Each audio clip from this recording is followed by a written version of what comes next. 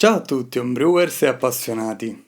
Ho deciso nuovamente di brassare una Weissbier. Dopo un po' di studio e approfondimento ho definito la ricetta di questa Weiss che differisce un po' da quella dello scorso anno, che era molto semplice e sulla quale mi ero basato principalmente sulla preparazione e l'utilizzo del mio primo lievito liquido. Quest'anno invece ho voluto fare le cose per bene anche in occasione del concorso Pastorianus organizzato da Daniele Cogliati che si tiene annualmente e come suggerisce il nome è incentrato in genere sulle birre a bassa fermentazione. Ma quest'anno, in via del tutto straordinaria, sarà dedicato invece alle birre di frumento bavaresi in tutte le loro declinazioni.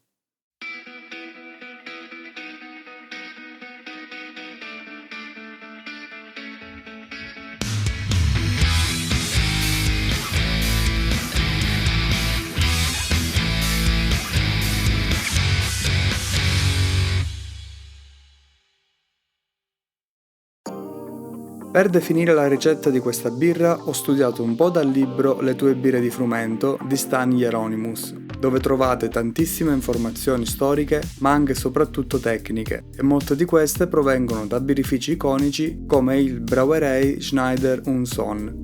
Anche in questo caso ho deciso di programmare un batch più grande da dividere in due fermentatori, perché ho voluto provare il nuovissimo lievito secco Fermentis specifico per Weissbier, un ceppo che a quanto dicono hanno cercato di riprodurre in formato secco da circa 20 anni, il Safeil V68, che dovrebbe essere una buona alternativa al VB06, che è un ceppo per birre di frumento generico, diastatico e che spesso non caratterizza in modo molto accurato una Weissbier, almeno per la mia esperienza. Come liquido invece userò lo stesso dello scorso anno, il ceppo Weist Weihenstephan 3068.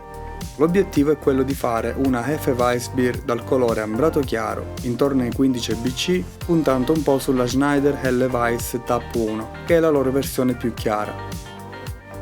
Parto con 29,5 litri di acqua corretta con 6 grammi di cloruro di calcio. Come grist ho previsto 55% di malto di frumento. Come malto base d'orzo invece ho deciso di fare un mix tra 28% di Pilsner e 14% di Munich. Ho previsto anche piccole aggiunte di malti speciali come il Cara Munich 1 al 3% e appena 20 grammi di Carafa 2 che non arriva neanche all'1% e mi dovrebbe aiutare a salire di un paio di punti sul colore.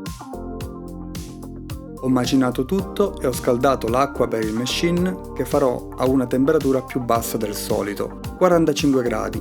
Come molti di voi avranno intuito è lo step per l'acido ferulico, un passaggio in cui gli enzimi solubilizzano questo acido che poi durante la fermentazione verrà convertito in 4-vinil-guaiacolo, il fenolo che conferisce l'aroma di chiodi di garofano tipico delle Weissbier. Schneider fa questo step per 10 minuti, nel libro è anche indicato l'effetto che ha questo step in base alla sua durata sul profilo aromatico. A 10 minuti i fenoli prodotti non dovrebbero sovrastare gli esteri, oltre ai 20 minuti invece cominciano a diventare troppo presenti.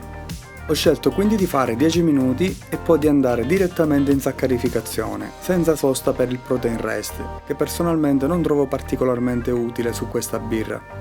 Due step di saccarificazione, il primo per le beta-amilasi a 67 gradi per 40 minuti.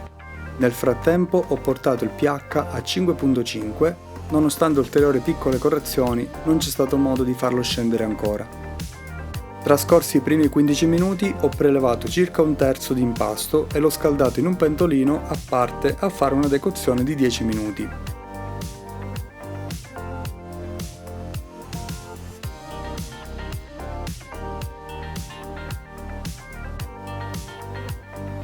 Ho ributtato l'impasto in pentola e sono passato al secondo step per le alfa-amilasi di 20 minuti a 72 gradi.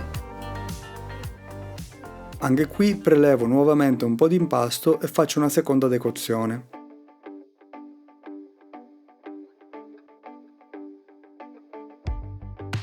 Vi parlo di un piccolo imprevisto durante il ricircolo. Ero rimasto senza l'olla di riso, che è una di quelle cose che spesso dimentico di riordinare, e in questo caso particolare, con 55% di frumento nel grist, ne ho pagato le conseguenze. Come potete vedere nel video velocizzato, la filtrazione si blocca e il livello sale, portando a secco lo spazio sotto il cestello. In questo caso bisogna rompere il fondo con una paletta e rallentare la pompa di ricircolo. quindi è molto importante l'uso della lolla di riso, soprattutto in griste con frumento o altri grani non maltati o fiocchi. Completo un mash out di 10 minuti e misuro a questo punto una OG di 1,63.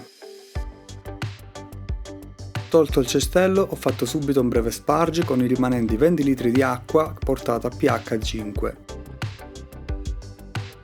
Passo in bollitura che durerà 60 minuti e arrivo con un OG di 1,41.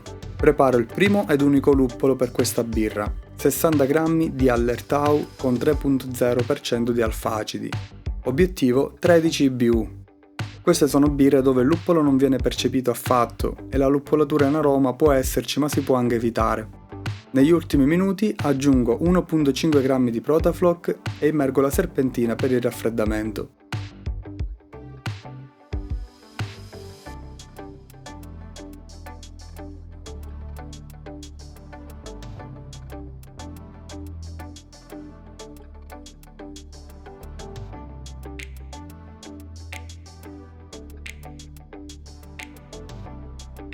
Ho riempito 2 fermentatori e ho misurato la densità iniziale che risulta di 1,46. Avevo previsto di arrivare a 1,50. Sto vedendo che dopo tantissime cotte da 23 litri, quando faccio dei batch da 33, in bollitura guadagno meno punti, perché in effetti si ha un tasso di evaporazione inferiore in proporzione al batch più piccolo. Questo è un dato che devo correggere. Passiamo al lievito. Ho preparato per il fermentatore numero 1, quello grande, uno starter con il famoso ceppo 3068 Vane Stefan, che era arrivato però quasi in scadenza. Ho calcolato, in base alla data di imbustamento, il 17% di cellule vitali in quella busta. Leggo spesso che molti tenderebbero a non usare un lievito con una vitalità così bassa. Io ho già lavorato con successo in passato con lieviti al 25% di vitalità. Mai sotto il 20, però questo dato non mi ha preoccupato particolarmente. Teniamo presente che comunque sono stime di vitalità. Una volta attivata la busta ho osservato il normale rigonfiamento nelle ore successive e questo si dice che sia un dato positivo. Ho impostato lo stesso tasso di inoculo che consiglia il birrificio Schneider, cioè tra 6 e 7 milioni di cellule per millilitro. Mi è bastato uno starter da 1,3 litri. Ho inoculato il fondo cremoso dello starter e ho ossigenato manualmente agitando con la paletta per 2 minuti. Nel fermentatore 2, quello piccolo invece, ho semplicemente reidratato una bustina di Fermentis V68 e l'ho distribuito. Adesso vi parlo di un altro punto essenziale di questa birra, la fermentazione aperta. Tradizionalmente le Weiss venivano preparate in questo modo e lo sono tuttora in molti birrifici, compreso il birrificio Schneider.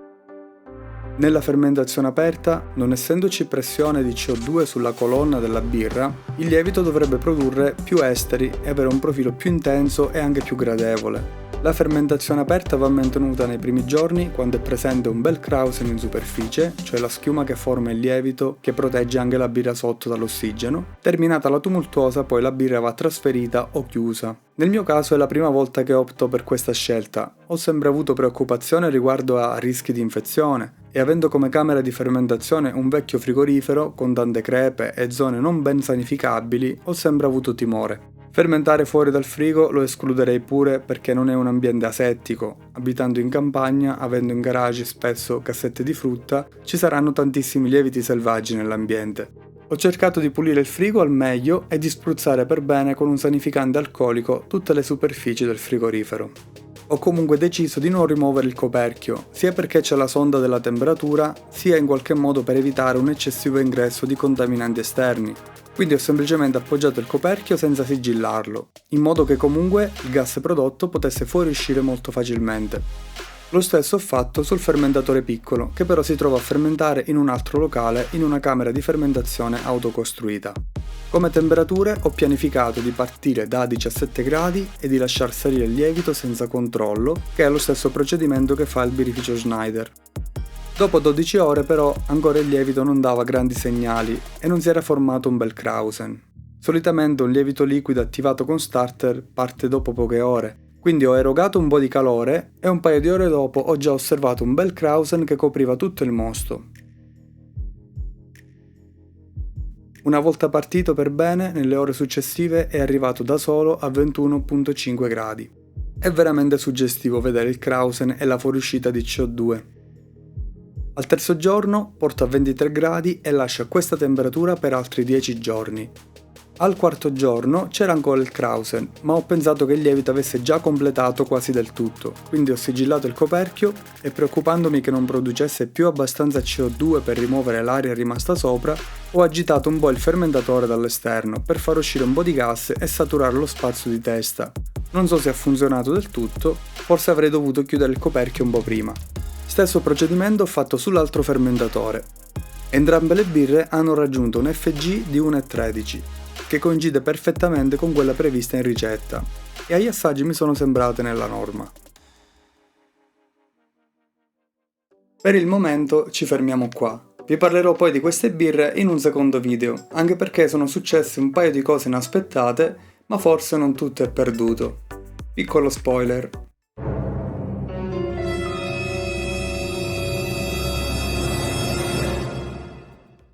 Per il resto, se avete domande o suggerimenti da farmi sulla cotta e sui procedimenti che avete visto, scriveteli sotto nei commenti. Per me è sempre un piacere parlarne con voi. Se il video vi è piaciuto, lasciate anche un like e iscrivetevi al canale se siete nuovi o se non l'avete ancora fatto per darmi il vostro semplice e gratuito supporto. Vi ringrazio e ci vediamo al prossimo video.